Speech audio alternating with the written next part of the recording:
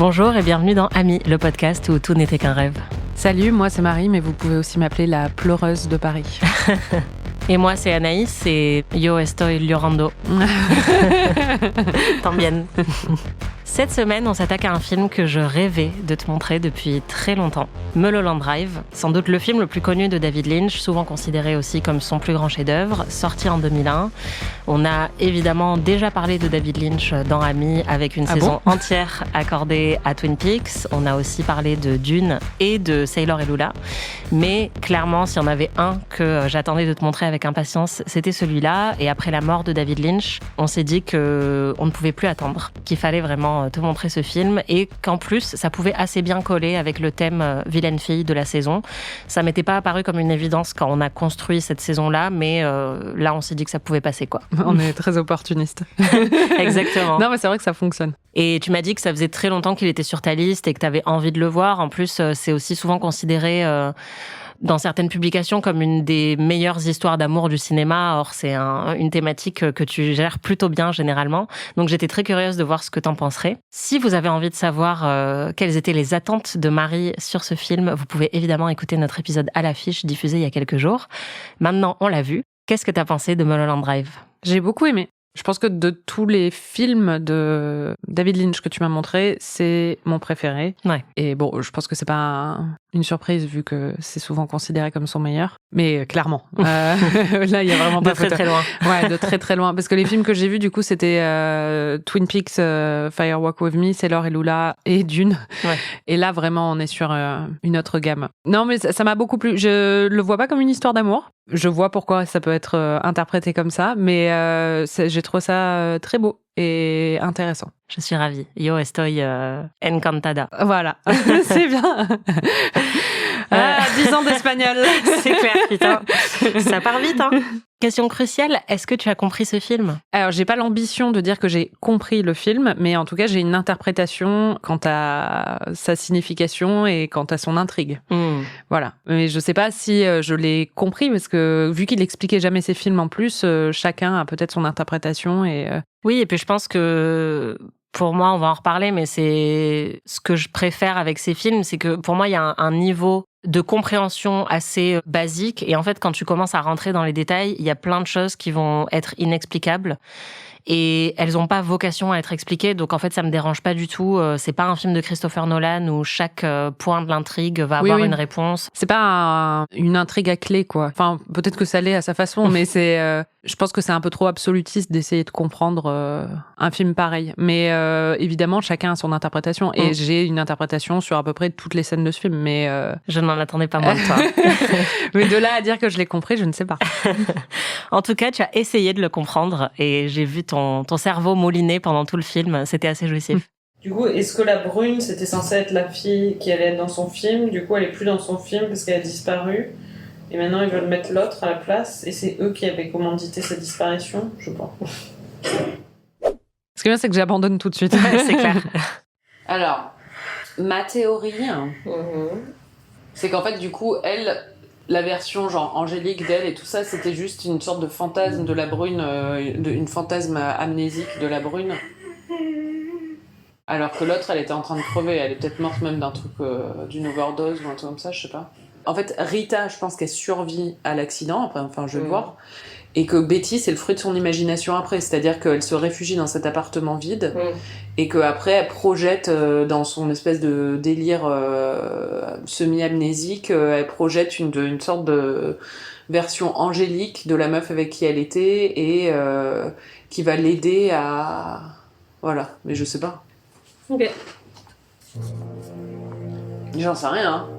Non, mais... J'ai changé d'avis après. Ça, c'était au tout début, c'est au moment où on a le renversement et on comprend qu'en fait, c'était un fantasme, la première partie. Après, maintenant, pour moi, clairement, en tout cas, c'est comme ça que j'interprète, c'est un fantasme de Diane/Betty et pas un fantasme de la brune. Oui, bah c'est ce que je t'ai dit à ce moment-là, que je t'ai dit, t'es assez proche de ma théorie, mais avec quelques petits changements clés. Moi, ce niveau-là me paraît assez clair, en fait, et je pense que si on cherche à creuser plus loin, on va peut-être commencer à se faire des nœuds au cerveau, mais le fait que tout ça a été le fruit fruit de l'imagination du personnage de Diane. Oui, c'est ça. Paraît assez basique, quoi. Basique, comme tu veux. Non, pas basique, mais c'est quand même un signe d'intelligence assez. non, je plaisante. En tout cas, je pense que tout le monde peut se mettre d'accord sur cette interprétation-là. Bien sûr. À la fin du film, en fait, c'est très clairement ce qui est montré. En fait, pour moi, il n'y a pas trop de doute là-dessus. C'est juste que c'est fait d'une telle manière que forcément, on se pose pas mal de questions au cours du visionnage et surtout dans sa dernière partie. Et c'est ça qui est assez jouissif et qui est un peu un mindfuck, je pense, pour les gens qui le voient la première fois. C'est le moment où tu dis, oula, qu'est-ce qui se passe? Tu as une tâche honnêtement pas facile, que je ne t'envie jamais, mais surtout pas aujourd'hui. Est-ce que tu peux résumer Mulholland Drive en 30 secondes? Je pense que le plus simple résumé, c'est de dire que les premiers 2/3 du film sont le fantasme, la vision fantasmée d'une jeune fille jouée par Naomi Watts qui rêve de devenir star et qui débarque à Los Angeles et qui tombe sur une femme magnifique, un peu une femme fatale, qui est amnésique après un accident de la route, et elles vont enquêter ensemble sur ce qui a pu lui arriver et tomber amoureuses l'une de l'autre. Et dans le dernier tiers, on découvre qu'en fait... Betty, donc la jeune fille jouée par Naomi Watts, c'est en réalité Diane, qui est une actrice loupée, qui était amoureuse d'une autre actrice qui était une brune, cette brune redoutable, et qui a commandité, de ce que j'ai compris, sa disparition. Et donc après, moi, de la façon dont je l'interprète, c'est qu'après, elle est rongée par la culpabilité et elle s'imagine une version beaucoup plus jolie de leur histoire, et c'est la première partie du film. Voilà. Très bien. Bel esprit de synthèse. Merci. T'as oublié de mentionner qu'il y a un cow-boy au milieu de la nuit qui dit... Oui, bon, ça, tu sais que j'avais oublié, avant de relire le conducteur, j'avais oublié le cow-boy, j'ai revu la scène, et j'étais ah oui, c'est vrai, le cow-boy. Ouais. D'ailleurs, si tu es sage, tu me reverras une fois. Et si tu n'es pas sage, tu me reverras 2 fois. Ouais. Est-ce que tu as des questions? Non, j'ai tout compris, donc non. Chaque question que je pouvais avoir, c'est aussi ce qui est malin dans les films et ce qui peut être irritant dans les révélations où d'un coup on dit en fait ce n'était qu'un rêve, parce que d'un coup ça détruit un peu tout ce qui s'est passé avant. Là, je trouve pas que ce soit le cas, parce qu'en plus David Lynch a quand même toute une histoire avec l'onirisme et tout ça, donc ça fonctionne très bien chez lui et il y a un propos, mais ça fait aussi que toutes les questions que je pouvais avoir sur pourquoi il se passe ça, elles ont une réponse. C'est parce que c'est une version soit fantasmée, soit cauchemardesque de ce qui se passe, quoi. Exactement. Je suis tellement fière. Même dans la biographie de Lynch, qui est un livre vraiment que je vous recommande si ça vous intéresse, parce qu'en fait, c'est écrit en partie par une biographe et en partie par Lynch, où en fait, à chaque fois, il lit ce qu'elle a écrit et réagit. Et il donne sa propre version du truc. Mais elle, quand elle parle de Mulholland Drive, elle dit que c'est aussi un film qui illustre le fait que la vie n'est pas si linéaire et compréhensible que ça, et qu'on est tous, en fait, le fruit de tout un fragment de choses, de souvenirs, de ressentis, de rêves, d'actions réelles, et que le film représente ça. Bon, je pense que notre vie est quand même un peu plus facile à comprendre que ce qui se passe dans Mulholland Drive, a priori, au quotidien. Oui. Mais oui, moi, c'est ça que j'ai toujours aimé dans les films de Lynch, c'est que pour moi, tout ce qui est absolument normal et cadré me paraît beaucoup plus étrange que un film dans lequel il y aurait toujours une partie d'inexplicable et d'absurde. Oui, après, bon, c'est aussi le propos du cinéma, souvent, de cadrer les choses et de te donner une histoire qui est proprette et qui peut être aussi très agréable à regarder, car parfois prévisible. C'est ce que j'aime aussi dans les comédies romantiques, par exemple, ou ce genre de choses. Mais c'est vrai que là, le fait qu'il n'y ait pas vraiment de réponse, c'est ça qui est plaisant aussi. Et c'est ça qui est plus profond, quoi. Ouais, et puis ça fait confiance au spectateur, en fait, quoi. C'est vraiment, au lieu de te donner un mode d'emploi te permettant de comprendre le film ou de savoir comment tu dois le ressentir, juste tu le ressens. Et c'est aussi pour ça que plein de gens disent que David Lynch, qui était aussi artiste plasticien, il a une âme d'artiste, en fait, parce que c'est comme ça qu'on ressent l'art aussi. On cherche pas forcément à l'expliquer et à avoir une explication de texte quand on va dans un musée, quoi.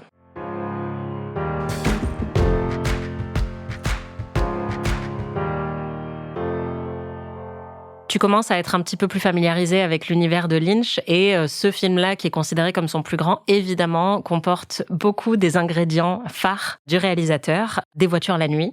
Des routes la nuit. Des routes la nuit, des rideaux rouges, des lampes rouges aussi. Fun fact, après avoir vu mon premier film de David Lynch au cinéma, j'ai acheté plein de lampes rouges pour redécorer ma chambre, parce que je voulais je voulais vivre dans un film de Lynch. J'avais pas compris que c'était pas hyper fun. Des rêves, des doubles, des gangsters un peu nazes et des femmes magnifiques, évidemment. Des femmes magnifiques au look très vieille Hollywood. Ouais. Il y a même des clins d'œil à Rita Hayworth, enfin plus qu'un clin d'œil vu qu'elle adopte son prénom et tout ça, mais oui, c'est très clair. J'aurais dû dire qu'il y allait avoir des routes la nuit. Il aime bien les accidents de voiture aussi. Et les femmes qui ont eu des accidents, des femmes brunes qui ont eu des accidents et qui marchent de façon... J'aurais dû dire aussi qu'il y aurait des rideaux. Évidemment. C'est vrai que quand tu m'as demandé à quoi je m'attendais pour ce film, j'ai pas pensé à tous les codes esthétiques qu'on allait retrouver. Pour le prochain, tu pourras sortir les rideaux. Exactement. Non, mais la femme a l'air hagard qui survit à un accident de voiture, ça m'a tout de suite rappelé évidemment Sherilyn Fenn dans Sailor et Lula, quoi. Les parallèles sont nombreux, on va le voir, puisque Mulholland Drive a une filiation avec Audrey Horne, et aussi parce que Laura Harring, qui joue Rita, quand elle est allée rencontrer David Lynch pour être castée, elle a eu un petit accident de voiture sur le chemin, et quand elle est arrivée, elle lui a raconté ça, et elle a dit que c'était magique, parce que son personnage aussi avait un accident de voiture dans le film. Ouais, je peux la faire aussi, hein. Ça se trouve, elle a pas eu d'accident du tout, elle est maligne. On va passer en revue les personnages. Le premier, tu en as parlé, c'est le double personnage joué par Naomi Watts, Betty, pour la grande majorité du film, mais aussi Diane. Comment tu décrirais Betty ? Betty, c'est un ange. Mais d'ailleurs, c'est marrant, en revoyant le film, j'étais là, c'est évident que c'est un rêve, en fait, quand tu le revois, parce que la musique derrière est hyper éthérée et magique quand elle apparaît. Elle a toujours les yeux grands, écarquillés. Ce qu'on comprend, c'est que c'est une jeune femme très innocente, très jolie, prête à découvrir Hollywood et Los Angeles, qui rêve de devenir une star et qui est... elle a tout le temps les yeux écarquillés. Elle est très pure. Elle est pure et elle accorde sa confiance très facilement. C'est-à-dire qu'elle trouve une femme, une inconnue dans l'appartement de sa tante et elle a aucun problème à non seulement lui faire confiance, mais l'aider, l'héberger et après, mais plus, et plus si affinité. Mais elle a vraiment un côté, oui, à la fois totalement pur et assez merveilleux, quoi. On dirait une héroïne de Disney. Et en même temps, elle a énormément de talent. On le découvre après. On découvre qu'en fait, son rêve de devenir une star n'est pas du tout une chimère. C'est pas Pearl, quoi. Enfin, elle a un talent. C'est une vraie star. Voilà. C'est une star qui n'attend qu'à être découverte et qui va l'être très, très vite, quoi. D'ailleurs, pendant qu'on regardait le film, toutes les scènes d'introduction de Naomi Watts étaient hyper attendries par son personnage. Et c'est vrai qu'on a envie de la protéger tout de suite. Oui, mais c'est marrant parce qu'en plus, au moment de la mort de Lynch, Naomi Watts a posté une vidéo où il lui demande, en fait, c'était une vidéo de making-of, il lui demande de lui mettre une baffe pour répéter une scène, et elle lui dit non mais je veux pas, et il lui dit oh sweetheart. Et en fait, quand tu vois Naomi Watts dans toute la première moitié c'est plus que la première moitié d'ailleurs de ce film, de Mulholland Drive, t'es tout le temps en train de dire oh sweetheart, parce qu'elle est vraiment, elle est trop mignonne, quoi. Oui, c'est ça, elle est trop mignonne, et lui aussi a ce côté, qui est décrit vraiment par tous les gens qui ont travaillé avec lui, très pur et très old school, avec des bonnes manières, un peu démesurées. Et je pense que leur collaboration a toujours été basée là-dessus. Et ce qui est intéressant, c'est que Naomi Watts l'a raconté plein de fois. Quand elle a été castée pour ce film, ça faisait 10 ans qu'elle passait audition sur audition et qu'elle n'arrivait pas à percer. Et elle considère même que elle n'arrivait pas à percer parce que ça faisait tellement longtemps qu'elle essayait, qu'elle avait une énergie de désespoir qui était repoussante pour les agents de casting. Et elle connaissait Joanna Ray, qui est la directrice de casting de David Lynch, mais on lui avait jamais rien proposé jusqu'à ce qu'elle rencontre David Lynch pour Mulholland Drive. Et en fait, quand elle a lu le script, elle s'est dit mais c'est incroyable, tous les parallèles que j'ai avec ce personnage, ça, je sais que je sais le jouer, parce que c'est exactement ce que je ressens, et surtout avec le personnage de Diane.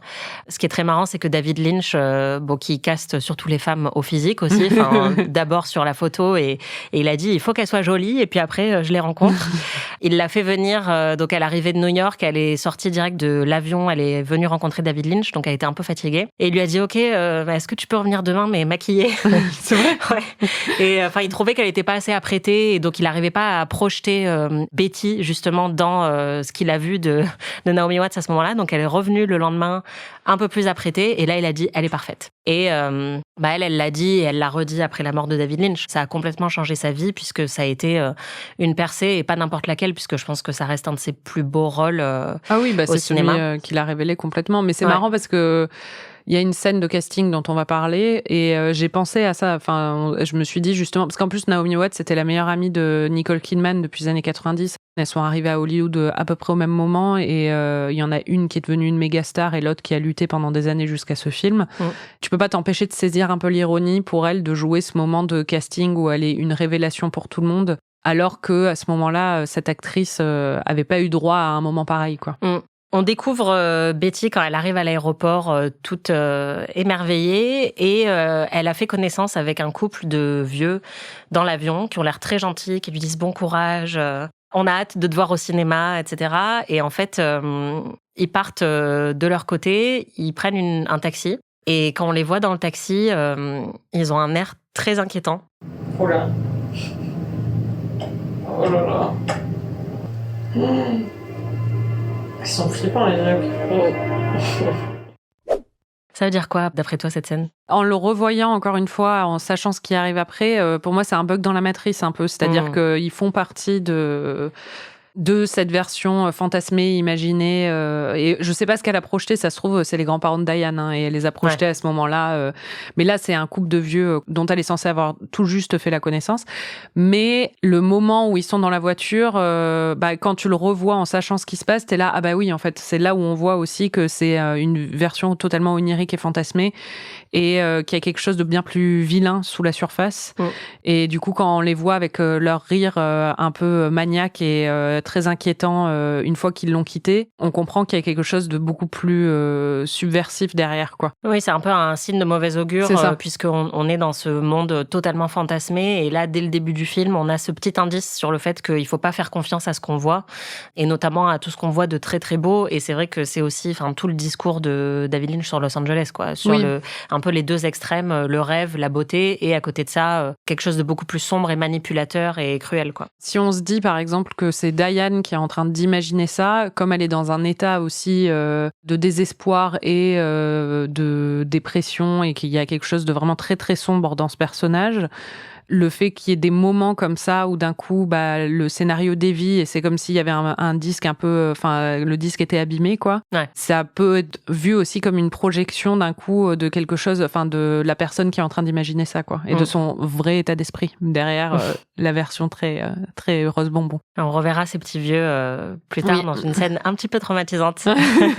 Ensuite, il y a Rita, qui portera aussi le nom de Camilla à un autre moment du film, et qui est jouée par Laura Harring. Comment tu la décrirais ? C'est ce qu'on disait tout à l'heure, c'est la femme fatale un peu, c'est la sorte d'icône hollywoodienne. C'est marrant parce que pour le coup, je l'ai dit plusieurs fois en regardant le film, Naomi Watts, tu vois pourquoi ça a été une révélation. C'est-à-dire qu'elle est incroyable dans ce film. Elle joue à la fois l'innocence, la pureté, sans être crispante du tout. La scène d'audition, c'est une révélation, et tu vois en même temps qu'elle a une sensualité, qu'il y a quelque chose derrière. Et après, quand elle est Diane, tu la crois tout de suite aussi comme un personnage beaucoup plus dur. Et qui est pleine d'amertume, exactement, de rage. Et qui, même dans la scène de sexe, est beaucoup plus entreprenante et un peu plus masculine aussi, par rapport à Betty. Ouais, elle est méconnaissable. Hein. Ouais, c'est ça. Et donc, Naomi Watts a une gamme dans ce film qui est très, très impressionnante. Pour le coup, Laura Harring, c'est pas du tout le cas. C'est-à-dire que on sent que c'est la projection d'un fantasme, en fait. Elle est silencieuse, très souvent. Elle est un peu vide. C'est une coquille vide parce qu'elle sait pas qui elle est. Et on sent qu'elle est, la projection de l'idéal que Diane s'en est fait, quoi. Oui, c'est une vraie femme fatale. Et comme tu l'as dit, il y a un écho évident aux archétypes du vieil Hollywood. Elle voit un poster de Rita Hayworth sur le mur de la salle de bain et elle décide de s'appeler Rita. Laura Harring avait été Miss USA avant d'être castée dans ce film. Voilà, elle est très, très belle. Elle est magnifique. Elle va jouer justement le rôle de Camilla un peu plus tard dans le film, qui est quelqu'un qui a l'air d'être beaucoup plus manipulatrice et froide et cruelle, mais c'est vrai que ça n'a rien à voir avec la gamme de Naomi Watts dans le film. La costumière avait dit à Laura Harring que ce serait bien qu'elle perde du poids pour porter les costumes de Rita. Et Laura Harring a mentionné ça à David Lynch et il lui a dit « Don't you lose a pound !» On l'aime trop, Papy Lynch. C'est avec Laura Harring ou Rita qu'on démarre le film, puisqu'elle est dans une voiture sur Mulholland Drive, qui est une route emblématique de Los Angeles, et elle a un accident de voiture. Et à partir de là, elle va se réfugier, comme tu l'as dit, dans l'appartement de Betty, amnésique, sans savoir ce qui lui arrive, et très apeurée. Et donc, quand Betty se propose de l'aider, elle a l'idée tout de suite d'aller regarder dans son sac à main pour voir s'il n'y aurait pas des papiers d'identité. Finalement, il n'y a pas de papiers d'identité. Par contre, il y a beaucoup de thunes. Ouais, il y a des liasses et des liasses d'argent. Tu sais même pas comment ça rentre. C'est le sac de Mary Poppins, mais version argent. Ouais, ce qui est mieux. Oui. Et il y a une clé bleue très mystérieuse qui jouera un petit rôle aussi plus tard dans le film. Plus qu'un petit rôle. Un gros rôle. Un flag. Non. C'est bon. clé.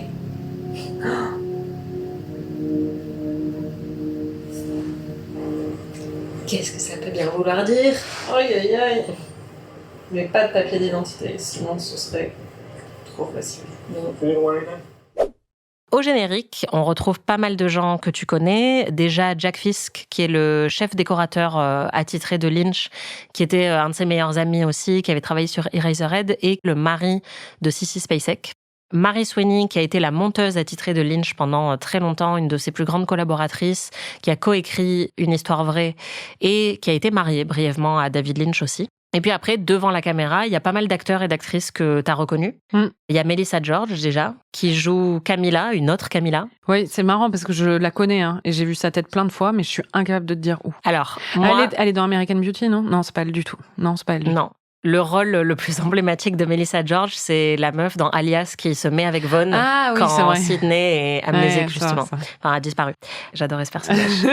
Il y a aussi Robert Foster qui joue un détective, donc on le voit très rapidement. Au début, il enquête justement sur l'accident de voiture. Et lui, il jouait le deuxième shérif Truman dans Twin Peaks The Return, donc le frère de Harry. Et alors, il y en a d'autres que tu as reconnus tout de suite. Il y a Patrick Fischler qui, on va parler de sa scène après, mais qui est dans un diner. Et lui, tout de suite, je savais que je l'avais vu dans Twin Peaks The Return avec, en me remémorant, il travaille dans le casino où il y a un truc. Ah oui, c'est ça, ouais. Il est aussi dans. Il est dans Mad Men et il joue Bobby, je sais plus quoi, qui vend les. Enfin, c'est un humoriste. C'est un humoriste, dont la femme. C'est sa femme Bobby Barrett. Oui, sa femme Bobby Barrett le trompe avec Don. Mais il y a une scène fameuse de doigtage dans un couloir. Et lui essaie de séduire Betty en parallèle, mais enfin avec un peu moins de succès. Il y a aussi Michael J. Anderson qui joue Mr. Rock dans Mulholland Drive et qui jouait dans Twin Peaks, l'homme qui est dans la Black Lodge. L'homme de petite taille. Ouais, c'est ça. Ensuite, moi, j'étais très heureuse. Il est au générique d'Anne et Daya. Et quand je l'ai vu apparaître, j'étais très contente parce qu'en plus, on vient de parler de lui. Il était dans le Club des Ex. Et c'est le papa de Cher Horowitz dans Clueless, pour moi, pour toujours. Donc, et là, il joue un mafioso, un avocat mafioso qui force un réalisateur à choisir une sorte de starlet pour le rôle principal de son film. Ouais. Mais le meilleur, c'est... Et le meilleur, c'est Billy Ray Cyrus, le papa de Miley, qui joue Gene the Pool Guy. Qui est l'amant de la femme du réalisateur. Et ce qui est marrant, c'est que quand je l'ai vu, j'étais je le connais lui, mais j'arrivais pas à le remettre parce que j'avoue que faire le lien entre Billy Ray Cyrus et David Lynch, enfin, ça demande une gymnastique du cerveau que je n'avais pas en moi à ce moment-là. Et en fait, quand j'ai vu le générique final, j'étais mais c'était lui. Voilà. Lui aussi on connaît. Mais celui que tu connais le mieux, à part peut-être d'Anne et Daya, et que tu étais ravie de retrouver, c'est donc ce fameux réalisateur hollywoodien qu'on voit dans le film, qui est joué par nul autre que Justin Theroux. Ouais. Le grand, le beau, le magnifique. Je sais pas s'il est très grand, mais... Il est pas très grand, mais il est beau et il est magnifique. Oui. Et donc, il joue un réalisateur qui s'appelle Adam Kesher, qui est en train d'essayer de monter un film avec une actrice qui doit être absolument magnifique, évidemment, et à qui on impose de choisir une actrice différente de celle que lui aurait choisi. C'est marrant, je connais Justin Theroux depuis des années grâce à The Leftovers, grâce à d'autres rôles qu'il a pu avoir et bien sûr grâce aussi à son mariage avec Jennifer Aniston, si je suis très honnête. Et je savais que c'était un collaborateur récurrent de Lynch et j'avais rien vu de lui avec Lynch, donc je trouvais ça intéressant parce que pour moi c'est son street cred quand même le plus élevé. Bah ouais, totalement. Et moi je l'ai découvert grâce à David Lynch et non pas avec Mulholland Drive mais avec Inland Empire, qui est un film qui est très très proche de Mulholland Drive, mais beaucoup plus pété en fait. Et je dis ça vraiment avec beaucoup d'affection. Mais donc j'ai découvert Inland Empire au cinéma et j'ai tout de suite eu un crush énorme sur Justin Theroux, qui a pour le coup un plus gros rôle dans Inland Empire. Et après tout de suite j'ai découvert Mulholland Drive, et donc quand dans la suite de sa carrière j'ai découvert The Leftovers, tout ça, j'étais déjà folle de lui et je le voyais déjà comme une figure hollywoodienne très intellectuelle parce qu'il avait collaboré avec David Lynch. Oui, alors que moi à la base pas du tout. C'est-à-dire que moi quand je l'ai vu dans The Leftovers, j'étais là bizarre parce que le mec il met beaucoup d'autres bronzants et il a été marié avec Jennifer Aniston. Enfin... En fait c'était un peu Jeremy Strong avant Jeremy Strong, tu vois. Genre, c'était un mec assez intellectuel, fan de philosophie, etc. Il vient d'une grande famille américaine.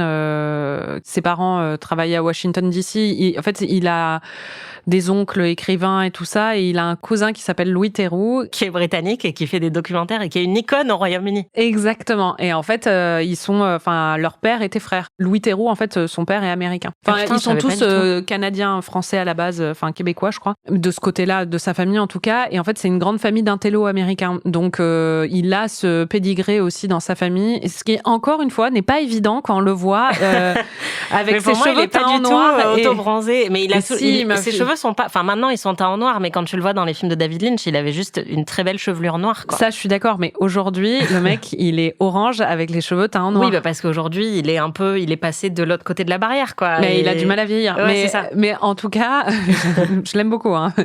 Mais ce que je veux dire, c'est que il a une image un peu trop kéké à la base pour que je l'imagine en acteur intello, mais ça montre les limites de mon imagination et mes propres préjugés. Et donc, je suis très heureuse qu'il les ait déconstruits comme ça. Ouais. Ah, et puis, bon, en plus, il fait un peu réalisateur kéké dans Mulholland Drive, donc ça marche très bien avec son physique. C'est vrai qu'il a un visage très dur, tout ça, et son look est absolument extraordinaire. Et apparemment, David Lynch a gardé le look de Justin Theroux pour construire le personnage, comme il le fait parfois avec Nicolas Cage, on l'a vu dans Sailor et Lula.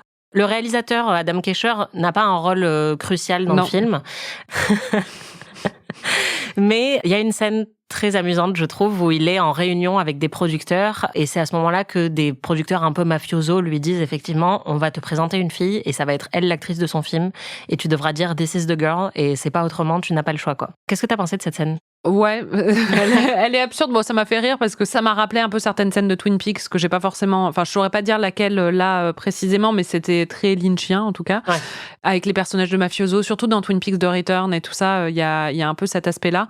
C'est marrant parce que même avec la nouvelle interprétation que t'as à la fin, moi, mon interprétation, c'est que du coup, toute la première partie du film est du point de vue de Diane, est fantasmée par Diane. Donc cette scène, même si elle est pas dedans, enfin même s'il y a pas Betty et Rita, est aussi le fruit de l'imagination de Diane. En fait, ce qui est intéressant, c'est que Camilla, dans la vraie version, dans la version plus cauchemardesque, c'est Rita, et c'est l'actrice principale du film. Oui, qui a une liaison avec Adam Kesher. C'est ça. Et qui va créer justement toute la jalousie de Diane. Dans la version donc de Diane, dans sa version un peu fantasmée, on lui aurait forcé la main à lui pour qu'il prenne Camilla. Mais en même temps, c'est pas elle dedans. Enfin bon, après... Ouais. Moi, je pense que si on va là-dedans, la scène de l'audition où il y a justement Melissa George qui passe, on lui a forcé la main, il est obligé de prendre le personnage de Melissa George comme actrice principale, alors qu'il aurait aimé en avoir d'autres, et il partage un regard avec Betty à ce moment-là. Oui, il a l'air fasciné par Betty. Voilà, et elle dit « Oh, je suis désolée, je dois partir », et donc peut-être que dans le fantasme de Diane, elle aurait pu et dû avoir ce rôle, et elle était destinée à justement vivre ce que Camilla a vécu après, mais par un concours de circonstances et parce qu'il a été forcé par des mafiosos, elle n'a pas eu sa grande percée à Hollywood. Mais du coup, c'est une longue scène avec les avocats pour établir ça, tu vois. Oui, après, je pense que ça peut marcher comme ça. C'est aussi un message assez évident de la part de David Lynch. Oui, contre les studios. Voilà, sur ce qu'il ressent par rapport à Hollywood. Et c'est aussi un commentaire plus général sur le fait que le monde d'Hollywood est complètement pourri et que rien n'est parfaitement sincère dans ce milieu, ce qui est quelque chose auquel la scène du Silencio fait écho aussi en disant tout est enregistré, tout le film fait écho en fait. Mais que tout est artificiel et que en fait les ficelles sont tirées par ces figures un peu obscures qu'on voit à plusieurs moments dans le film passer des coups de fil et décider en fait de ce qui va être dans les films ou pas. Il y a un petit caméo qui est quand même très savoureux dans cette scène. C'est un homme italien qui a des critères très spécifiques sur ses espressos. Et ils sont tous terrifiés à l'idée de lui faire goûter un nouvel espresso. Ils ont fait un benchmark de ouf pour trouver le meilleur espresso pour être sûr qu'il ne soit pas frustré.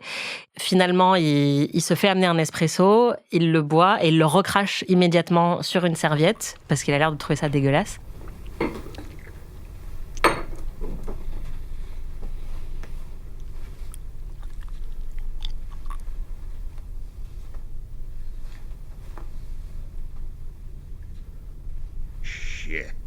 I'm sorry. That was a highly recommended. That is considered one of the finest espressos in the world. What is going on here? Et cet homme est joué par Angelo Badalamenti, qui est le compositeur de David Lynch. D'accord. Donc c'est assez rigolo, surtout quand on voit, enfin t'as dû voir peut-être des vidéos où Badalamenti raconte sa collaboration avec Lynch et ils ont l'air très choupis tous les deux. Et donc le voir dans ce rôle de mec terrifiant qui refuse de boire un espresso qui ne soit pas parfait, c'est très très drôle.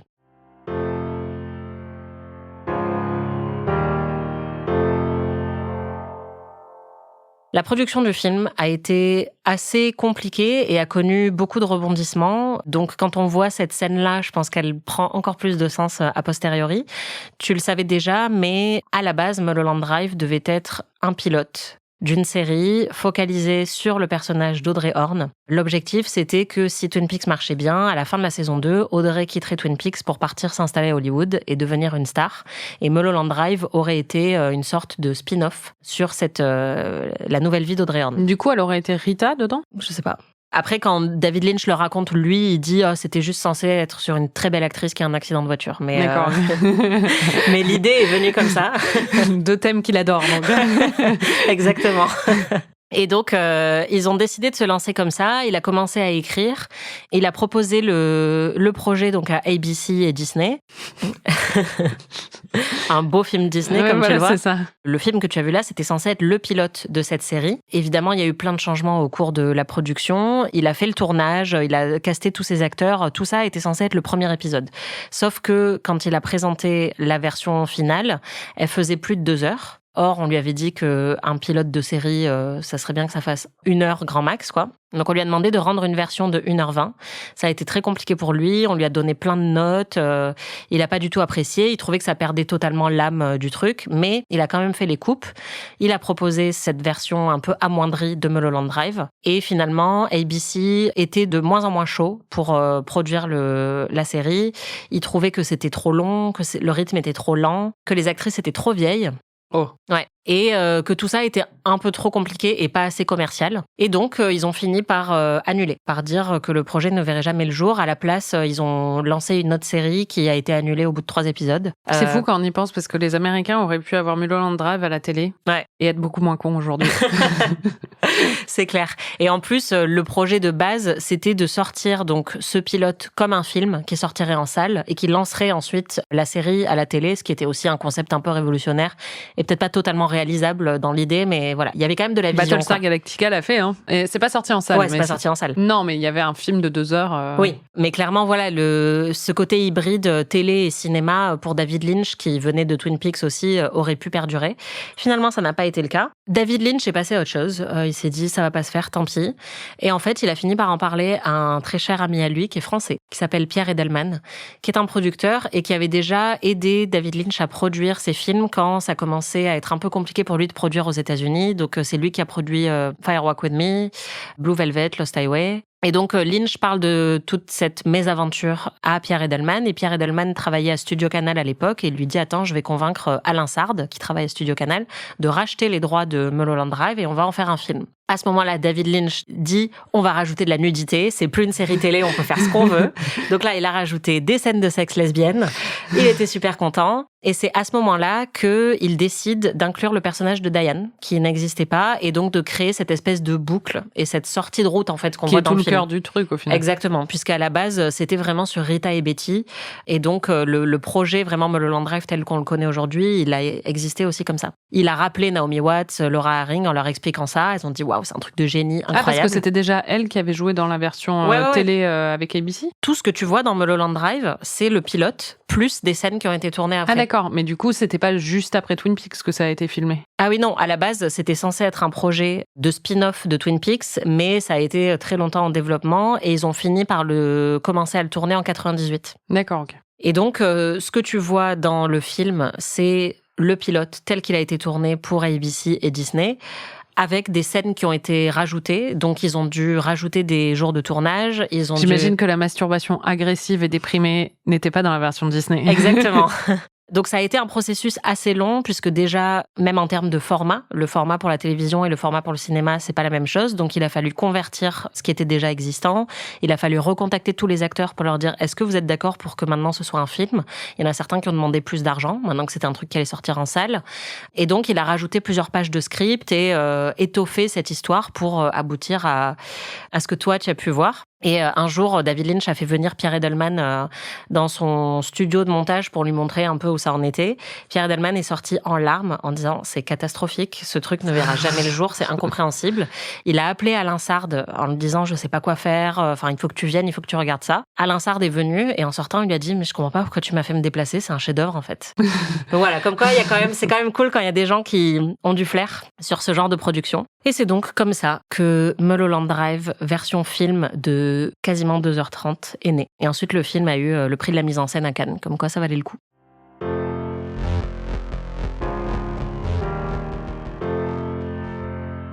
On parlait un petit peu de la scène de l'audition tout à l'heure, c'est là qu'on découvre un peu toute l'ambition de Betty et le talent de Naomi Watts. Qu'est-ce que t'as pensé de cette scène ? En même temps, c'est marrant quand ça commence et qu'elle commence justement à chauffer le vieux papy. Là, je me suis dit oh là là, c'est vraiment. Mais au final, c'est légitime dans l'histoire, quoi. Parce que d'un coup, on découvre chez Betty quelque chose de plus tranchant, de plus sensuel et de beaucoup moins innocent que ce qui n'y paraît. Ouais, de très carnassier et qui du coup appartient sans doute un petit peu à Diane aussi. Bah oui, c'est ça. Et on comprend que pour devenir une grande actrice, il faut chauffer des vieux. Oui, il y a le côté un peu. Enfin, tu sens que c'est un commentaire sur Hollywood aussi. Enfin, de toute façon, tout le film l'est, mais. I really mean that sincerely. I mean, it was extraordinary. J'avais pas eu une trique pareille depuis 30 ans. I am very temperate. Mais Betty ne peut pas poursuivre ses grandes ambitions d'actrice puisqu'elle doit aider Rita à retrouver son identité perdue. Bah oui. Et donc, juste après cette scène d'audition, elle la retrouve et puis là, je sais plus exactement, il y a plusieurs rebondissements, mais elles en arrivent à une conclusion qui est que Rita doit changer de coupe de cheveux. C'est très important pour qu'elle se protège contre les mafiosos. Et ça a occasionné des réactions très très drôles chez toi puisque, enfin, je sais pas si tu veux décrire sa nouvelle coupe, mais... Ah bah, c'est la coupe de... Si vous allez dans un Saint-Algue en province et que vous regardez les photos des exemples de coupe de cheveux, ce sera l'une d'entre elles. C'est-à-dire que c'est une sorte de coupe de cheveux blonde. C'est la coupe un peu Jacques Desange aussi dans les années 90. Totalement. C'est avec l'espèce de boule derrière un peu... le petit balayage devant. Exactement. Ouais. Oui, c'est une coupe courte blonde, quoi. Enfin, mais oui. Ouais, et en plus, Laura Haring, qui est très brune, ça fait vraiment bizarre de la voir en blonde platine. Disons que ça fait relativiser, c'est ça qui est beau. C'est qu'on se dit vraiment que la coiffure et les cheveux, ça fait beaucoup. C'est clair. Comme quoi, c'est important quand même, la couleur de cheveux. C'est clair. You don't have to wear that in the house. Bonne nuit, Sophie d'avant.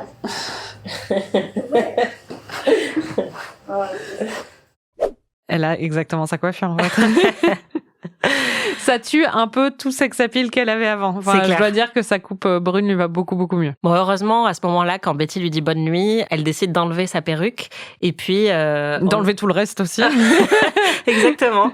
On arrive à une scène de sexe qui est assez fameuse dans l'histoire du cinéma. Beaucoup de personnes considèrent que c'est une des plus belles scènes de sexe du cinéma. Je pense que c'est beaucoup de gens qui ont vu cette scène à un moment où, je sais pas, ça doit être important pour eux. Enfin, moi, je la trouve très belle aussi, mais j'avoue que je trouve qu'elle est un peu survendue par rapport à... Moi, j'ai trouvé que c'était une très belle scène de sexe, qui est très sensuelle et ça fonctionne très bien, mais je dirais pas que c'est une des plus grandes scènes de sexe du cinéma.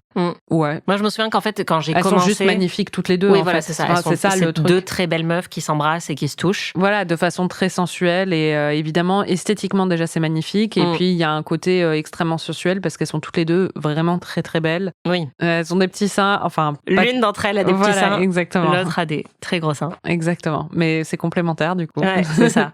Non, et puis il y a la musique d'Angelo Badalamenti qui est magnifique, qui fait son effet. Et c'est vrai que c'est une scène qui est assez douce. On sent la manière dont il a filmé l'autre scène de sexe est très différente. Ouais. Et là aussi, on a un vrai contraste sur les deux visions, quoi. Mais oui, non, c'est une très jolie scène. Après, moi, je me souviens quand j'ai commencé à faire de la critique, on m'en parlait souvent comme d'une des plus belles scènes de sexe du cinéma. Et c'est vrai que moi, ça m'avait moins frappé que certains hommes qui faisaient référence à cette scène dans nos conversations. Je pense que c'est je m'arrêterai là. Je pense que c'est un gros fantasme masculin. Ouais, complètement. Et après leur rapprochement intime, Rita se met à parler espagnol dans son sommeil. C'est ce qui arrive en général quand tu... Après l'orgasme. Quand tu couches pour la première fois avec une femme. C'est clair. C'était assez surprenant.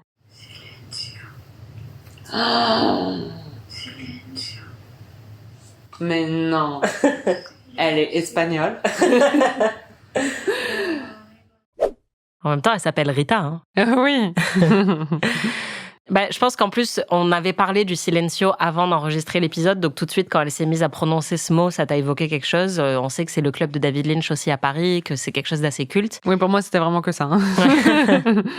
Et donc, comme elle dit silencio dans son sommeil, pareil là aussi, c'est des très bonnes détectives. Elles en arrivent tout de suite à la conclusion qu'il faut se rendre dans un club de Los Angeles qui s'appelle Silencio. Et donc, elles y vont. J'aime bien parce qu'elles se disent pas qu'il y avait quelqu'un qui parlait dans son rêve et qui fallait lui faire taire ou un truc comme ça. C'est une référence forcément.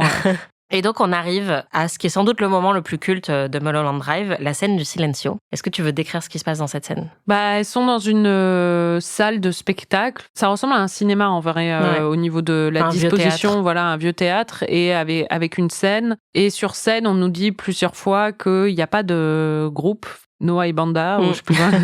Tout à fait, Noah et Banda. Qu'en gros, tout est enregistré et qu'il faut pas faire confiance à ce qu'on voit parce que rien n'est réel. Wink, wink. Et donc, elles sont dans la salle et une chanteuse va arriver, qui est jouée par Rebecca Del Rio, qui était dans Twin Peaks The Return, et qui va venir chanter Llorando, ou un truc comme ça. Et c'est une très belle chanson. En plus, elle a une voix magnifique. Elle la chante a cappella, sauf que elle ne la chante pas vraiment puisqu'elle s'écroule au milieu de la chanson et la chanson continue et elle est embarquée hors scène et les deux femmes se tiennent l'une contre l'autre tout en pleurant et en lui rendant et découvrent au même moment une boîte dans le sac de Rita qu'elles n'avaient pas vue jusqu'à maintenant. Ouais. Pour la petite info, Rebecca Del Rio a été présentée à David Lynch par un ami en commun qui lui a dit « Il faudrait vraiment que je te présente cette chanteuse. Est-ce qu'elle peut venir chez toi ? Et puis elle te chantera une chanson pour que tu vois. » Et donc Rebecca Del Rio est venue au studio de David Lynch et elle a chanté Llorando. Il l'a enregistrée et c'est la prise qui est dans le film. Ah oui, il a eu un coup de foudre absolu. Il a dit « Ok, on met ça dans Mulholland Drive ». J'avais vu aussi qu'elle avait chanté live pendant les prises aussi pour montrer qu'il y avait vraiment... Ah, peut-être qu'elle l'a refait aussi pendant les prises, mais en tout cas, il a gardé cet enregistrement pour le film. Moi, c'est un moment qui me bouleverse. Je pense que c'est aussi juste parce que je vois les deux actrices qui sont en train de pleurer et parce que la chanson a cappella est magnifique, mais c'est vraiment un moment que je saurais pas expliquer, mais que je trouve d'une telle poésie et d'une telle grandiloquence. À chaque fois que je le vois, je me mets à pleurer. Ah, moi non. Non, après j'ai trouvé ça très beau parce que la chanson est magnifique et qu'elle chante magnifiquement bien. Et c'est une très belle scène, mais vraiment quand je les voyais pleurer, je me disais pourquoi elle pleure. Il y a aussi Betty qui se met à convulser pendant cette scène et il y a des bruits d'électricité, aussi un grand dada de David Lynch. Et il y a une sorte de tremblement de terre. Ouais, ou en tout cas quelque chose de bizarre qui se produit à ce moment-là. Moi je me suis dit c'est Los Angeles, c'est un tremblement de terre. Toujours le pragmatisme de Marie. Et donc tu l'as dit, elle trouve une boîte bleue dans leur sac à main. Une boîte qui évidemment a été fabriquée par David Lynch, artiste plasticien, sculpteur, c'est vraiment peintre. un Ron Swanson. Exactement, il sait tout faire. C'est quoi ? Comment elle s'est retrouvée avec ça dans son sac d'un coup ? Et comment elle a su regarder dans son sac et trouver ça ? Que des bonnes questions. Détective Marie est sur le coup. Ouais. Mais il faut lâcher prise. De toute façon, encore une fois, 5 minutes plus tard, tu comprends. T'es là, ah bah oui, c'était un rêve, donc on s'en fout en fait. J'adore. Vraiment, des décennies et des décennies de gens qui ont écrit des bouquins sur Mulholland Drive. En fait, il suffisait d'appeler Marie, quoi. Elle avait la réponse.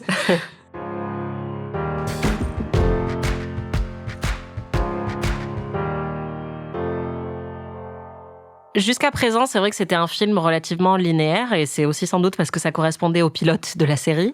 Mais à ce moment-là, le film bascule totalement. Betty et Rita rentrent chez elles, enfin chez Betty, sauf que là, Betty disparaît et Rita ne comprend pas où elle est. Et elle ouvre la boîte. Et elle se met à parler en espagnol et à dire Betty, ¿dónde está? Ah oui, ça c'est avant d'ouvrir la boîte. Ouais. Et là, c'est la confusion.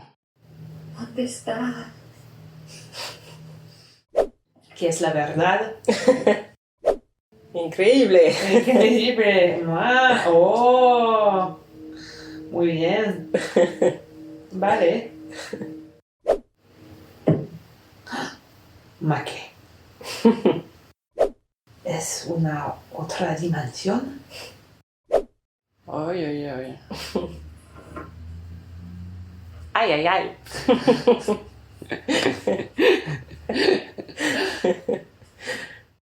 Je présente mes excuses à tous les Espagnols qui nous écoutent. C'est clair. Donc là, effectivement, elle trouve plus Betty, mais elle trouve cette boîte. Et elle avait trouvé une clé bleue avant. C'est quand même bien pratique. Ouais, bah oui. Donc elle met la clé dans la boîte. Et là, On rentre dans la boîte. Exactement. On est aspiré dans la boîte tombe par terre. Et c'est la tante de Betty, qui n'est pas vraiment Betty du coup. Ouais. Et c'est pas vraiment sa tante, j'imagine, qui rentre dans la pièce. Les personnages ont disparu à ce moment-là de cette histoire, mais on garde quand même une perspective dans cette histoire puisqu'on voit la pièce vide avec la boîte qui est tombée et quelqu'un qui va investir l'appartement. Donc c'est pas si linéaire que ça, quoi. Ah non, c'est sûr que c'est pas si linéaire. Et donc, de l'autre côté de cette boîte, on est dans un Los Angeles qui semble similaire, mais à ce moment-là, on retrouve Naomi Watts, qui n'est plus Betty, mais Diane, qui se trouve dans l'appartement que Betty et Rita avaient visité plus tôt, l'appartement de Diane Selwyn, et elles avaient trouvé un cadavre. Rita s'était souvenue qu'il y avait une Diane qui était importante pour elle, elle s'était souvenue du nom Diane Selwyn, et elles avaient fait toute une enquête, et elles s'étaient retrouvées dans cette maison où il y avait un cadavre sur le lit qui était probablement le cadavre de Diane Selwyn. C'est comme ça qu'elle avait interprété. Voilà, et sauf que là, on arrive à nouveau dans cet appartement, plus tôt, a priori dans l'histoire, et là où le cadavre était la dernière fois qu'on était dans cet appartement, là c'est Naomi Watts qui se réveille, qui incarne donc Diane, qui a l'air un peu moins glamour. Oui, c'est le cas de le dire. Elle a l'air d'avoir une gueule de bois. Elle a l'air pas très très bien. Elle a l'air d'avoir une gueule de bois constante. Ouais. Et à ce moment-là, il y a le personnage joué par Laura Harring qui débarque, mais elle s'appelle pas Rita, elle s'appelle Camilla. Et là, ça commence à devenir compliqué. Oui, ouais. Quoi? Tu sais qui c'est Camilla? Attends, Camilla, c'est qui? C'est Melissa George. Ah. Oh. Trop. Ouais, c'est le moment où tu comprends pas. Jusqu'à maintenant, j'étais fière, je suivais quand même. Bon, cette pauvre Diane, elle va pas très bien. On la voit coucher avec Camilla, ouais. Mais c'est un peu dérangeant. Bah, c'est pas du tout la scène sensuelle et douce qu'on a vue avant, quoi. Ouais, à la limite du non-consentement, quoi. Ouais. Où il y a Camilla qui lui dit faut qu'on arrête, etc. Et le personnage de Diane est assez violent, en fait, verbalement et même dans son comportement. Moi, quand on avait préparé le film, j'avais peur de ta réaction face à ces deux scènes-là, c'est la scène de sexe et la scène de masturbation juste après, et que tu les trouves gratuites et trop dérangeantes parce que c'est un peu dans la même veine pour moi que ce qu'on voit dans Firewalk With Me. Ouais. Enfin, tu vois, des scènes qui sont ouvertement graphiques, sexuelles et en même temps... Enfin, je pourrais entendre l'argument de quelqu'un, notamment toi, qui dirait qu'elles n'étaient pas nécessaires, entre guillemets, dans le film. Bah là, mais je au contraire, pense que... tu as été plutôt réceptive. Bah, je pense que pour le coup, vu qu'il y a la scène avant qui est très douce et amoureuse entre les deux femmes, et que c'est un fantasme, avoir cette scène en contraste, c'est pas déconnant, au contraire. Ça dit quelque chose du personnage et de sa vraie relation avec Camilla, quoi. Il y a cette scène donc de masturbation que t'as compris assez vite quand même parce que ça démarre avec un plan sur le visage de Naomi Watts qui est en train de pleurer. Oui, mais on sent qu'il y a un mouvement... C'est ça, on comprend ce qui se passe dans l'hémisphère sud. Et puis on finit par le voir puisque la caméra descend lentement sur son corps. Et ouais, j'avoue que j'avais peur avant qu'on voit cette scène de ta réaction, mais ta réaction était plutôt amusante en fait. Voilà. Elle est en train de se masturber là? Putain, c'est dark. Ouais. Tu le comparais tout à l'heure à Firewalk With Me. Firewalk With Me, il y a quand même eu un aspect... Là, c'est sombre, hein, évidemment, mais Firewalk With Me, il y a un truc d'abus d'une fille par son père, tu vois. Enfin, il y a un truc où... Oui, et puis dans la violence, scène où elle danse dans le club qui t'avait beaucoup dérangé, c'est vrai que déjà, il y a un déséquilibre, une asymétrie de pouvoir, puisque c'est une très jeune femme avec des hommes bien plus âgés qui la dévisagent et qui elle-même se met en scène de manière érotique, alors qu'on sent qu'il y a quelque chose de beaucoup plus sombre derrière et qu'elle n'est pas du tout en maîtrise de ce qu'elle est en train de faire, quoi. Non, là, elle est pas en représentation. Honnêtement, la scène que j'ai trouvée le plus dérangeante dans tout le film, c'est plus la scène de casting où, enfin, le moment où elle commence à chauffer le vieux et où t'as tous les regards un peu lubriques autour. Mais c'est parce que c'est toujours ça qui me dérange. C'est en fait cette espèce de regard quand il met en scène ses actrices dans des mises en scène de séduction un peu désespérées face à des regards masculins. Ça me dérange en général. Là, c'est pas du tout ce qui se passe. Ouais, non, et puis je trouve que quand tu mets toutes ces scènes bout à bout, en fait, ce qu'on trouve dans la plupart des films de David Lynch, c'est un regard sur la sexualité qui est quand même assez particulier. Mais là, d'autant plus sur un film qui parle de Hollywood, l'idée que des dynamiques sexuelles dérangeantes et malsaines sont indissociables du monde du divertissement, c'est vrai que ça me paraît plutôt cohérent. Et donc oui, là, ça marche très très bien. Naomi Watts raconte qu'elle a eu beaucoup de mal à tourner cette scène, que c'était très compliqué. Sans blague. Ouais, et que généralement, David Lynch fait très peu de prises quand il tourne. Il en fait 2-3 grands max. C'est pas du tout Kubrick, quoi, ce genre de réalisateur qui épuise leurs acteurs. Mais pour cette scène, il y a eu une dizaine de prises, ce qui était très inhabituel. Et lui, il a dit que c'était absolument pas parce qu'il voulait la pousser et qu'elle se sente tellement énervée et en colère qu'il aurait la bonne réaction, mais c'est vraiment parce que il n'avait pas ce qu'il voulait, que c'était un peu son premier grand rôle aussi. Et il a dit, il y a quelque chose de très spécifique que je voulais dans cette scène, et elle l'a totalement sorti, mais voilà, il a fallu qu'on arrive à ce moment-là. Ce qui est marrant, c'est qu'elle raconte que elle avait des problèmes d'estomac ce jour-là à cause du stress, entre guillemets, et qu'à chaque fois qu'il voulait tourner la scène, elle lui disait, David, je peux pas, j'y arrive pas, j'ai trop peur. Et il lui a dit, mais non, Naomi, va aux toilettes, ça va aller. Et puis, suite à ça, elle reçoit un coup de fil de Camilla qui l'invite à une soirée pour fêter la sortie de son nouveau film. Et là, en fait, on revient au début du film. On se retrouve dans une voiture sur Mulholland Drive. Sauf que là, c'est plus Rita ou Camilla qui est dans la voiture, c'est Betty/Diane.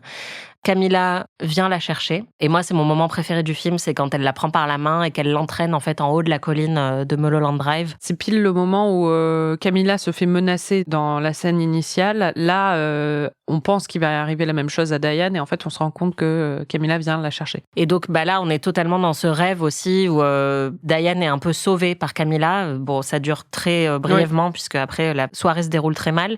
Mais elles escaladent en fait cette colline entre les arbres avec la musique magnifique d'Angelo Badalamenti derrière, et il y a cette idée d'ascension qui est évidemment totalement liée à Hollywood et à Los Angeles.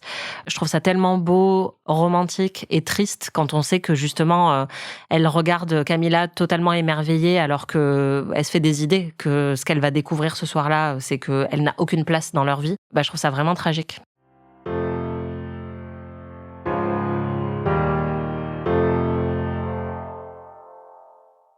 Est-ce que tu veux raconter la fin du film ? Alors, dans mon souvenir, la fin, c'est Diane qui se retrouve chez elle après avoir passé cette soirée avec Camilla où elle est très déçue. Elle se rend compte que Camilla non seulement a une liaison avec le réalisateur, enfin j'imagine qu'elle le savait déjà, mais c'est mis sous ses yeux. Et elle la voit aussi embrasser une autre femme qui est jouée par Melissa George. Et donc, elle a le seum. Et elle décide de recruter quelqu'un pour éliminer Camilla. Qui est un gangster qu'on avait vu plus tôt et qui faisait beaucoup de bourdes et qui était obligé de tuer, gangster de l'histoire. Voilà, de tuer de plus en plus de monde pour corriger ses erreurs d'avant. Diane n'a pas l'air hyper riche, donc on imagine que... C'est ça. Elle n'avait pas le budget pour un meilleur tueur à gages. Exactement. Et bon, elle se retrouve au fond du trou chez elle. Et elle commence à voir des petits personnages. C'est les vieux. Les petits vieux du début. Ouais, mais qui sont tout petits et qui passent sous sa porte et qui s'en font. Et c'est hyper flippant. C'est hyper dérangeant. Et bon, on comprend qu'elle va pas bien, quoi. Et non, mais c'est vrai. Bon, et elle finit par se tuer dans le lit. J'adore tes euphémismes. C'est comme juste après cette scène, je crois que tu m'as dit quand on regardait le film, mais il faut pas se mettre dans des états pareils. Non, mais c'est vrai. Hein. Et donc elle se flingue. Et je crois que c'est à ce moment-là où on voit les vieux apparaître en plus gros et faire enfin voilà. Et après il y a Silencio. Ouais, la musique très triste qui retentit avec les images de rêve justement de Diane qui s'imaginait à Los Angeles et devenir une star. Et avec Rita aussi, voilà. Voilà, et à ce moment-là, effectivement, il y a la dame qui était assise tout en haut du Silencio, qui a les cheveux bleus et qui est en fait la script de David Lynch. Et il l'a vu, il a dit... Est-ce qu'on peut te teindre les cheveux aujourd'hui, là, maintenant ? Et il faut que tu dises Silencio dans la scène. Et donc, effectivement, elle dit Silencio et elle a le dernier mot. Oula ! Wow. Ça y est, il nous a perdus. Quel troll, quand même. Il fait un truc totalement, linéaire et assez suivable pendant, genre, les 3/4 du film.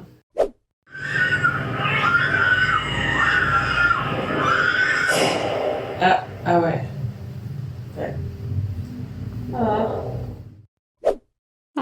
C'est assez violent, je trouve, et je pense que... Enfin, je sais pas si tu t'attendais à une fin comme ça, parce que j'ai l'impression que quand on parle de Mulholland Drive, on parle beaucoup plus de la poésie et de l'onirisme et de l'histoire d'amour, tu vois. Je savais que ça se terminait mal parce que j'avais été spoilée là-dessus, mais je savais pas exactement qui mourait ou quoi. Puis bon, à partir du dernier quart, quand même, tu comprends que ça va pas très bien, quoi. Enfin, tu comprends que ça va pas être un happy ending. C'est clair. Mais c'est hyper violent, je trouve, comme fin. Il y a une autre scène cultissime dont on n'a pas parlé, mais on ne peut pas terminer cet épisode sans en parler. C'est la scène du diner. Qui arrive beaucoup plus tôt dans le film. Qui arrive vraiment au début. Assez déconnecté, enfin pas tant que ça en fait, puisqu'il y a des petites allusions à plusieurs moments dans le film, mais ça paraît a priori déconnecté de tout le reste de l'intrigue. Même si c'est dans ce diner-là que Diane va commanditer le meurtre de Camilla. Est-ce que tu veux raconter ce qui se passe ? C'est Patrick Fischler qui raconte à un ami qu'il a voulu venir dans ce diner parce qu'il en rêve, il fait un cauchemar récurrent dans ce diner. Et c'est un cauchemar horrible, je sais plus exactement, et il a très très peur, il a hyper peur, et du coup il voulait venir pour exorciser sa peur. Sauf que, bon, il commence à faire ça, son ami lui dit « Ah bah c'est bien, on va exorciser ta peur ». En plus il lui dit « À chaque fois tu te tiens là-bas et t'as l'air hyper apeuré d'un coup ». Et son ami va se tenir là-bas, et là d'un coup Patrick Fischler a l'air paniqué. Et ils sortent sur le parking du diner, il s'approche de l'arrière du parking et derrière une benne à ordures surgit une sorte de femme de Cro-Magnon. Enfin, non, elle ressemble au personnage dans Twin Peaks The Return qui sont tout peints en noir dans l'épisode 8. Ouais, c'est vrai. Il y a le côté, enfin, c'est les Woodsmen. Ouais, les Woodsmen où elle est toute peinte en noir et elle a l'air sauvage et elle fait un peu peur. C'est vrai, on la revoit à la fin du film aussi au moment du bad trip de Diane. Et il meurt sur le coup, quoi. Enfin, il s'effondre. Il meurt de peur. Ouais, exactement. I had a dream about this place. Tell me.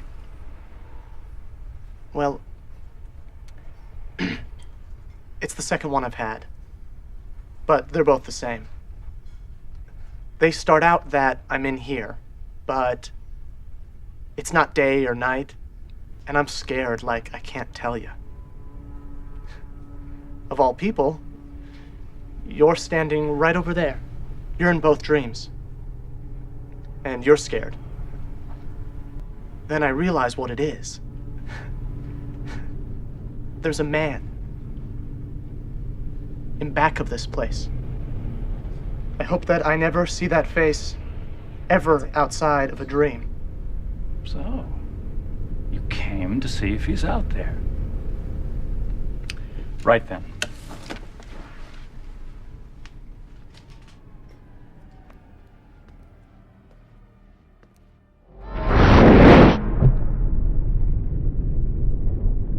C'est le jumpscare pour rassembler tous les autres jumpscares, c'est-à-dire que c'est un jumpscare tellement scary que le gars il meurt. Ouais. Moi, la première fois que je l'ai vu, j'ai vraiment sursauté. Toi, pas du tout quand tu l'as vu, mais c'est vrai que c'est pas parce qu'il y a pas l'effet sonore qu'il y a dans beaucoup de jumpscares, mais c'est assez surprenant. J'avoue que j'espérais que ta réaction serait plus forte que ça, mais ça t'a pas tant impressionné que ça. Oh wow.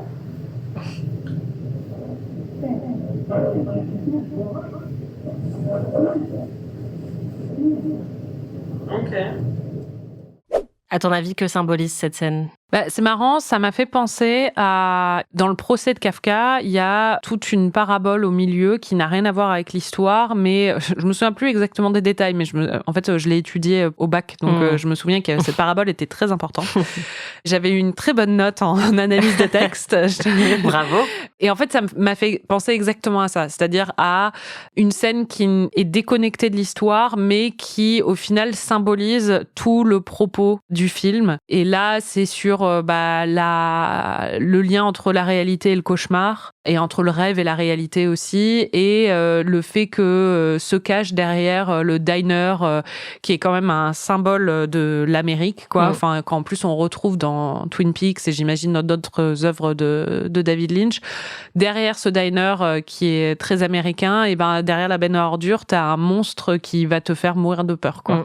Donc je l'ai vu un peu poisson comme ça. dans le percolateur, quoi. Exactement. C'est comme dans Hamlet, quand j'avais cité il y a quelque chose de pourri au royaume du Danemark, c'est aussi la même idée là qu'on retrouve, et c'est une petite histoire au milieu, mais qui est un peu... Enfin, en tout cas, moi, c'est comme ça que je l'ai interprété, que c'est le propos du film, quoi. Oui, complètement, sur cette frontière très fine entre la réalité et aussi ce qui nous constitue, nous, de nos rêves, de nos cauchemars, de notre imagination. Oui, et puis il essaie de l'exorciser. Et il n'y arrive pas trop. Non. On en avait déjà parlé pendant toute la saison sur Twin Peaks, mais un truc que j'aime beaucoup dans des œuvres qui peuvent paraître parfois un peu obscures ou différentes de ce qu'il y a dans le mainstream, c'est qu'on nous enseigne comment regarder ce film ou cette série. Et par exemple, quand David Lynch il filme un mec qui balaye le bar pendant 9 minutes ininterrompues, pour moi, il est en train de nous dire voilà comment il faut regarder ma série en fait. Il faut rester patient et il faut pas trop se poser de questions. Et pour moi, cette scène-là, elle est aussi là, elle est assez tôt dans le film et elle est là pour nous expliquer aussi comment on doit regarder Mulholland Drive. Un peu comme les vieux au début, quoi. Pour nous dire, en fait, ce que vous voyez, ça va pas être linéaire, ça va pas être totalement explicable, ça va être un petit peu anxiogène. Oui, c'est pas aussi joli que ce qu'il y paraît, quoi. Exactement. Et c'est une scène qui est devenue évidemment culte, et il y a beaucoup de mèmes avec cette espèce de trash monster qu'on voit. Je me suis toujours retenue d'en partager parce que j'avais peur de te spoiler là-dessus, donc j'étais contente que tu le découvres pour la première fois, mais t'avais dû voir des images, non? Non, franchement, non. Ok. Il y a une dernière anecdote que je voulais raconter, c'est le mec donc qui joue le cow-boy qui dit si tu es sage, tu ne me verras qu'une fois, si tu n'es pas sage, tu me verras 2 fois. Il dit ça au réalisateur. Ouais, à Justin Theroux. I want you to go back to work tomorrow. You were recasting the lead actress anyway. Auditioned many girls for the part. When you see the girl that was shown to you earlier today, you will say, "This is the girl." The rest of the cast can stay, that's up to you. But that lead girl is not up to you. Now you will see me one more time if you do good.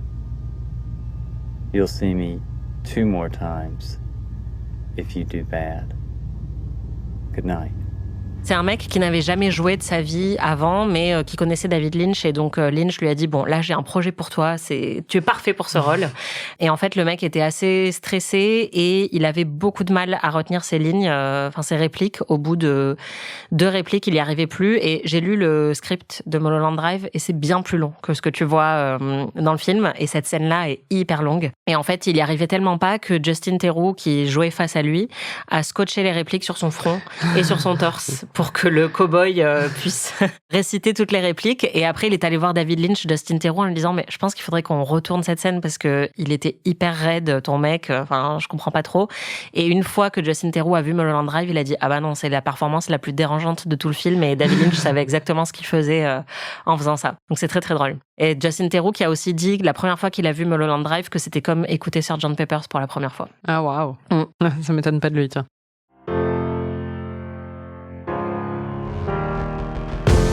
C'était Ami, merci Marie. Merci Anaïs. Et merci à vous les amis de nous avoir écoutés. Si vous voulez voir ou revoir Mulholland Drive, le film est disponible sur plusieurs plateformes en VOD.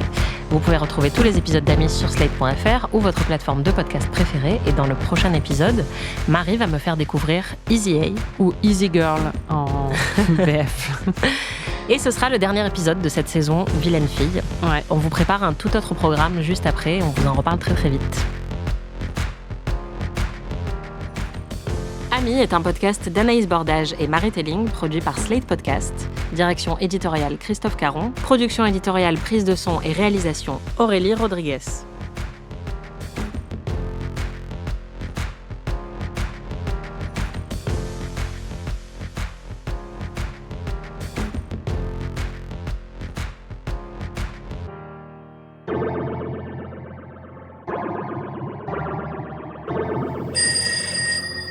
C'est bien, il aime prendre son temps quand même. Aïe aïe aïe. Il joue avec ma patience. C'est fou ce que ça fait au cerveau la méditation transcendantale. C'est clair. Je suis contente d'avoir fait espagnol LV2 parce que j'ai compris les paroles en plus. Oh la pauvre, en fait elle est complètement starbée. Elle est épileptique ? Non, elle est juste dans un film de David Lynch. Pourquoi j'ai mis cet extrait-là à ce moment-là ? Je ne sais pas. Lançons-le Et on verra.